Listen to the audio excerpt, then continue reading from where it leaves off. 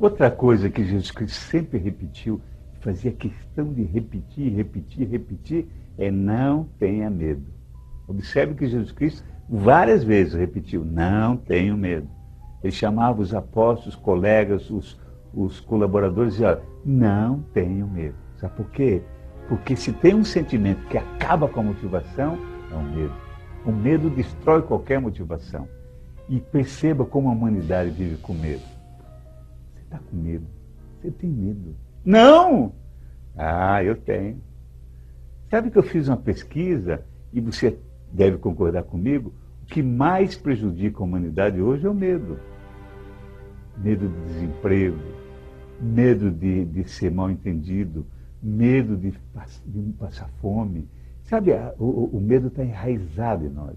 Você sabe que a gente trabalha feito doido até 16, 20 horas por dia, porque lá no inconsciente nós temos medo de perder o emprego, medo de passar fome, medo de não poder sustentar a nossa família, medo de ser ridicularizado, enfim. O medo é que destrói a nossa motivação. E sabe o que o maior motivador do mundo disse? Não tenho medo. Por quê? Porque não dá para você viver angustiado com algo que você nem sabe se vai acontecer. 99% dos nossos medos não ocorrem. Observe os medos que você tinha lá na tua infância até hoje. Perceba que 99% dos medos que você tinha não ocorreram. Ou se ocorreram, não eram tão grandes, não tão perigosos como você imaginava. Observe que o medo nos tolhe, nos tira a liberdade e tira a nossa motivação. E o maior motivador do mundo, Jesus Cristo, sempre repetiu, não tenha medo, não tenha medo. Jesus Cristo, o maior motivador do mundo, nos ensinou também que a gente precisa ter autoestima positiva e forte. Para se motivar, nós precisamos ter uma autoestima positiva e forte. Nós precisamos ter uma autoimagem positiva e forte. Jesus Cristo disse o seguinte, ponha o teu coração naquilo que faz. Venda teus músculos, venda as tuas ideias, o teu cérebro, mas jamais venda a tua alma. Eu vou repetir porque isso é fundamental para a gente ter felicidade e motivação. Nós precisamos vender o nosso cérebro, vender as nossas ideias. E cobre caro pelo teu trabalho, cobre caro por teus músculos, envolva o teu coração no trabalho, mas jamais venda a tua alma. Jamais venda a tua alma. Quando alguma coisa está contra os teus valores, quando alguma coisa está contra os teus princípios, não faça, porque você jamais vai conseguir tirar esse peso de cima de você. Porque se tem uma pessoa que você não consegue enganar, é você mesmo. Então olha como Jesus Cristo, na sua sabedoria, ensinou a gente a se motivar. Envolva o teu coração, envolva o teu cérebro. No teu trabalho, dê os teus músculos, venda os teus músculos, faça o teu melhor, mas jamais venda a tua alma. Sabe por quê? Porque você precisa estar alinhavado com um futuro melhor. Você tem que estar alinhavado com os teus valores. Você tem que estar alinhavado com a tua consciência. Senão você jamais vai ser uma pessoa feliz. O maior motivador do mundo nos ensinou que para motivar alguém é preciso dar a liberdade. É preciso amar e o amor leva a liberdade. O amor deixa o amado livre. Quem ama deixa o amado livre. Jesus Cristo um dia estava passando numa cidade e uma multidão trouxe uma mulher que foi apanhar de adultério e ela seria morta, apedrejada, que era o costume da época. E aí perguntaram para ele o que faz, o que vão fazer? E ele era um checkmate, né? Porque se ele disse que não era para seguir a lei, ele estava contra a lei. Se ele dissesse para matar a mulher, estava contra os seus princípios, estava contra o seu propósito, porque ele veio para dar vida, não para tirar a vida. E Jesus Cristo, numa sabedoria extraordinária, disse, né, olha, quem não tem nenhum pecado, atira a primeira pedra. Para que a pessoa entrasse na sua consciência, abrisse a janela da sua mente. Claro, porque é a única janela que ninguém pode fechar. E as pessoas foram saindo aos poucos. Mas olha que coisa interessante. Jesus Cristo, como libertou a mulher, ela se jogou aos pés dele e disse, eu quero ficar contigo, eu sou agora sua. Porque na época quem libertava alguém ficava como dono. Jesus Cristo não, vai, pode ir em paz, pode ir em paz.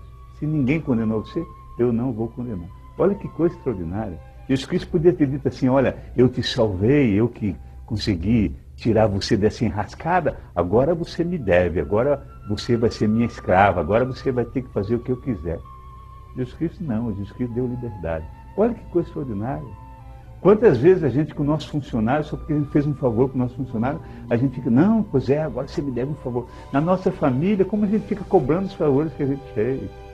Como é que a gente pode motivar alguém se a gente está sempre cobrando aqueles favores que a gente fez? Então Jesus Cristo, o maior motivador do mundo, nos ensinou. É preciso dar a liberdade. E só dá liberdade quem ama. Por isso a gente precisa aprender com o maior motivador do mundo. Ele sim, amou como ninguém amou. Você vai ver hoje imagens de Jesus Cristo com um tecido, com um pano cobrindo as partes íntimas dele. É claro que é por respeito a ele, né? Mas Jesus Cristo foi pregado pelado. Jesus Cristo foi pregado nu. Exatamente porque o pessoal queria acabar com ele. Para ele não ter mais seguidores. Para todo mundo desistir dele. E olha que coisa extraordinária, viu? Jesus Cristo, na época, os reis e os imperadores se julgavam deuses na época de Jesus Cristo. E os imperadores queriam que as pessoas se ajoelhassem. Claro. Jesus Cristo nunca pediu para ninguém se ajoelhar para ele. Jesus Cristo nunca pediu para ninguém se ajoelhar para ele. Ele que se ajoelhou para lavar os pés dos funcionários. Olha o que é liderança servidora. Olha o que é motivar os seus funcionários. Olha o que é fazer as pessoas se sentirem importantes. Ele lavou os pés dos funcionários numa época que os pés eram considerados a coisa mais ignóbil do mundo. Para aquela época, os pés eram alguma coisa nojenta. Então, você lavar os pés hoje é um ato de humildade, mas na época é inimaginável. Ele lavou os pés para dizer, olha, você tem um valor extraordinário. E perceba a mudança que ele fez naqueles liderados. Perceba a mudança que ele fez naquelas pessoas. As pessoas saíram, mesmo sabendo que ele sofreu, que ele morreu, as pessoas que o seguiram saíram pelo mundo sem medo nenhum, porque souberam que ele ressuscitou. E olha que coisa extraordinária. Olha que coisa extraordinária. Os 30 primeiros papas da igreja, os 30 primeiros líderes da organização dele, todos foram mortos. Todos foram martirizados. Olá, como vai? Eu sou o Daniel Godri Júnior e para complementar um pouquinho o que foi dito agora, nós vamos falar de mais coisas que fazem de Jesus Cristo o maior motivador que o mundo já conheceu.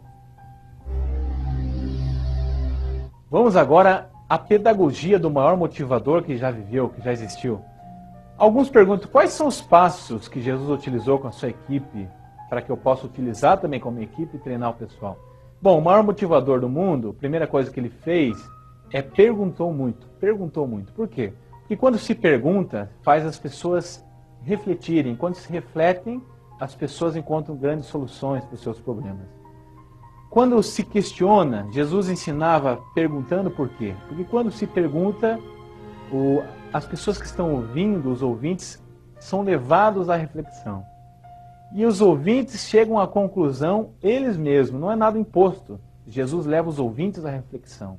Pode ver que o Evangelho está cheio de passagens onde Jesus pergunta.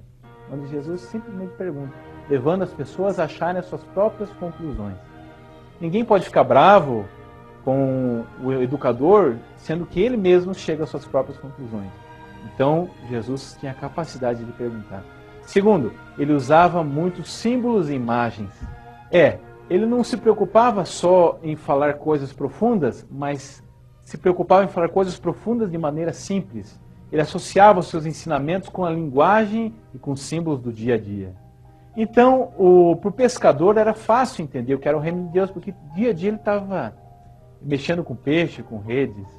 É fácil entender para o lavrador que jogava a semente na terra, aquilo que Jesus fala que era a semente do reino, né, que caía em terra boa, etc. Então os símbolos e imagens eram riquíssimos na época e eram utilizados por Jesus Cristo para aprofundar os seus conhecimentos. Isso é muito importante, associar aquilo que se fala, aquilo que se ensina a símbolos, a imagens. Por quê? Porque quando se associa a símbolos a um contexto do dia a dia, quando as pessoas veem aquela imagem, veem aquele símbolo, naturalmente o ensinamento reaflora em suas mentes.